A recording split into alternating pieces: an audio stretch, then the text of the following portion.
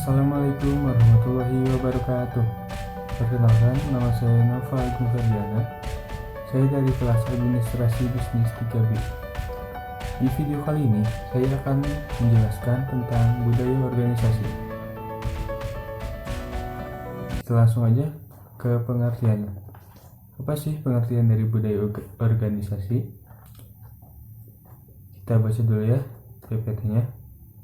Budaya organisasi adalah sistem kepercayaan dan sikap bersama yang berkembang dalam suatu organisasi dan membimbing perilaku para anggotanya. Selain itu, budaya organisasi juga dapat didefinisikan sebagai filosofi, ideologi, nilai-nilai, asumsi, kepercayaan, harapan, sikap dan norma-norma yang menyatukan suatu organisasi serta disebarluaskan oleh para karyawannya. Nah, jadi di budaya organisasi ini, setiap dari para anggota dalam organisasi tersebut memiliki sikap yang berkembang untuk menunjukkan bahwa organisasi ini lebih baik.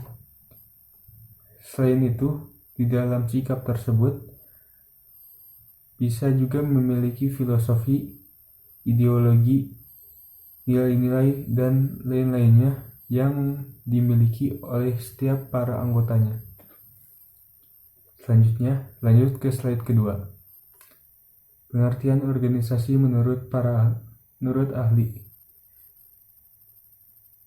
Pengertian organisasi menurut ahli. Edgar Schein. Budaya organisasi dapat didefinisikan sebagai pola asumsi dasar yang diciptakan, ditemukan atau dikembangkan oleh suatu kelompok tertentu, terutama ketika mereka belajar dan beradaptasi untuk mengatasi masalah eksternal dan internal dengan segala pertimbangan yang ada. Selanjutnya ke ciri-ciri budaya organisasi. Ciri-ciri budaya organisasi yang ada di PowerPoint ini ada 5. Tapi di makalah ada 11. Jadi saya susun yang penting-pentingnya saja. Yang pertama, keyakinan yang tidak tergoyahkan bahwa manusia adalah sumber daya perusahaan yang paling penting. Dan yang kedua, keyakinan akan pentingnya informasi, kabar baik maupun kabar buruk. Yang ketiga, pandangan yang menghargai kebenaran, mengambil risiko, dan kreativitas. Yang keempat, dukungan manajemen puncak atas pelatihan dan pengembangan komitmen untuk selalu lebih pandai daripada pesaing. Yang kelima, komitmen pada karyawan terhadap tujuan lebih tinggi daripada komitmen mereka terhadap tujuan kelompok pribadi. Yang ke slide kelima, fungsi budaya organisasi. Di dalam budaya organisasi ada gak sih fungsinya? Apakah tujuannya? Kita jelaskan sama-sama. Budaya organisasi yang ada di dalam organisasi bisa kuat dan bisa yang lemah. Budaya dikatakan kuat apabila nilai-nilai sikap dan kepercayaan bersama tersebut dipahami serta dianut dengan teguh dan komitmen tinggi, sehingga rasa kebersamaan dapat tercipta. Nah, jadi fungsi dari budaya organisasi ini bisa memperkuat dari sikap-sikap para anggotanya, serta para anggotanya pun semakin percaya terhadap satu sama lain, sehingga para anggota di organisasi tersebut bisa teguh dan memiliki komitmen yang tinggi. Jenis-jenis budaya organisasi. Yang pertama, budaya peran. Jenis budaya organisasi atau lembaga yang dimiliki ciri-ciri birokrasi tinggi, dikelola secara ilmiah dan memiliki disiplin yang tinggi. Lalu yang kedua, budaya kuasa.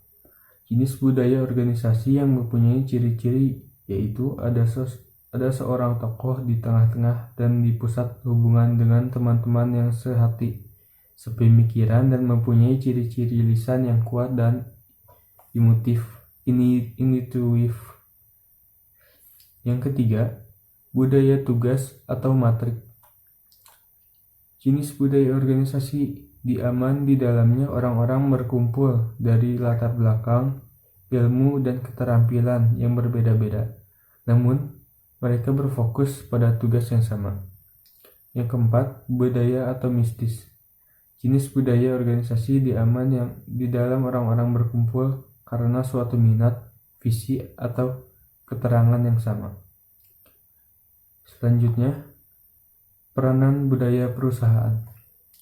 Budaya perusahaan atau corporate culture ini adalah nilai-nilai yang dianut dan diturunkan dalam tradisi, kode etik, lingkungan kerja, perilaku, dan interaksi yang terjadi dalam badan internal perusahaan tersebut.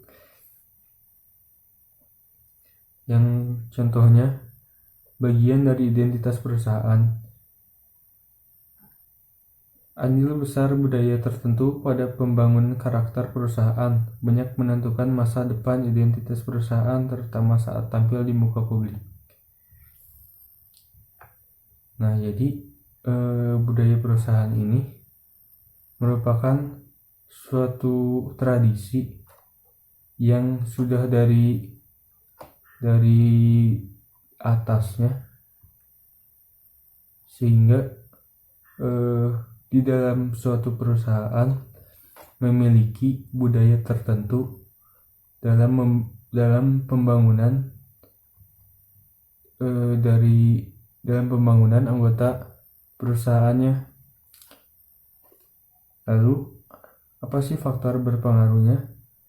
Selain melihat nominal gaji, fasilitas pegawai, dan sistem kerja, tidak sedikit orang juga yang melakukan riset kecil perihal perusahaan yang hendak dituju.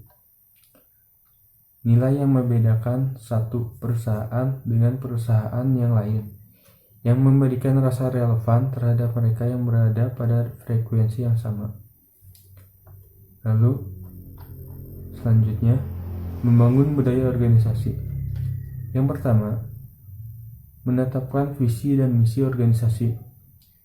Tentu, di dalam suatu organisasi, kita harus selalu yakin dan selalu fokus terhadap visi dan misi di dalam suatu organisasi tersebut. Lalu yang kedua, mensosialisasikan visi dan misi.